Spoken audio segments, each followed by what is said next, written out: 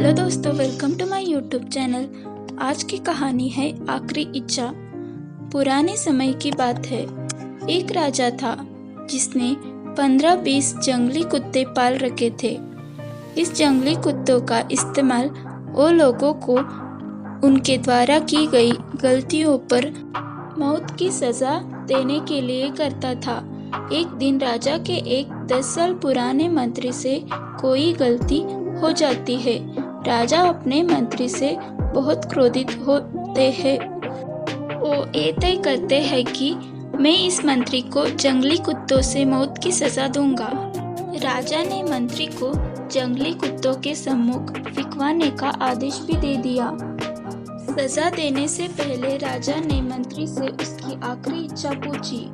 मंत्री ने राजा से कहा कि मैंने आपकी 10 सालों से सेवा की है, इसलिए मैं सजा पाने से पहले आपसे 10 दिनों की मोहलत चाहता हूँ। राजा ने कहा, अच्छा ठीक है, मैं तुम्हें 10 दिनों की मोहलत देता हूँ। 10 दिनों के बाद राजा के सैनिक मंत्री को पकड़कर लाते हैं। राजा का आदेश मानते हुए सैनिक उस मंत्री को जंगली कुत्तों के सामने फेंक देते हैं। किंतु राजा ने जो सोचा था उससे कुछ उल्टा ही होता है। वो जंगली कुत्ते मंत्री पर टूट पड़ने की बजाय अपनी पूंछ हिला हिलाकर मंत्री के ऊपर कूदने लगते हैं। वो जंगली कुत्ते मंत्री का पैर चाटने लगते हैं। ये सब देखकर राजा आश्चर्यचकित हो जाता है।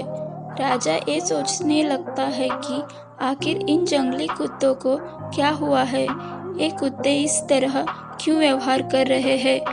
अब राजा से रहा नहीं गया और उन्होंने मंत्री से पूछ ही लिया, ये सब क्या चल रहा है? ये जंगली कुत्ते तुम्हें काटने की बजाय तुम्हारे साथ क्यों खेल रहे हैं?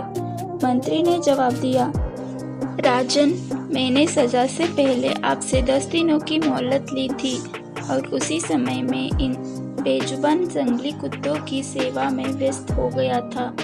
मैं हर रोज इन कुत्तों को खाना खिलाता था और उनका अच्छे से ध्यान भी रखता था।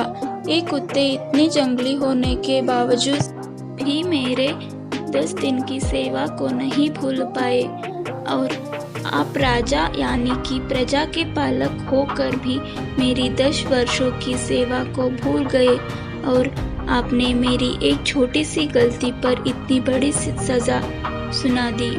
राजा को मंत्री की बात सुनकर अपनी भूल का एहसास हो गया और उन्होंने फौरन मंत्री को आज़ाद करने का हुक्म दिया। कई बार हम भी इस राजा की तरह किसी की कई अच्छाइयों को उसकी एक छोटी सी गलती की वजह से भुला देते हैं। हमें किसी की 1000 अच्छाइयों को उसकी एक बुराई के सामने छोटा ना होने देना चाहिए। हम इस कहानी से यही सीख सकते हैं कि हमें क्षमाशील बनना चाहिए। तो दोस्तों, आज की ये कहानी आपको कैसा लगा ज़रूर कमेंट में बताइएगा। अगर अच्छा लगा तो प्लीज़ लाइक, शेयर और सब्सक्राइब करिए। धन्यवाद।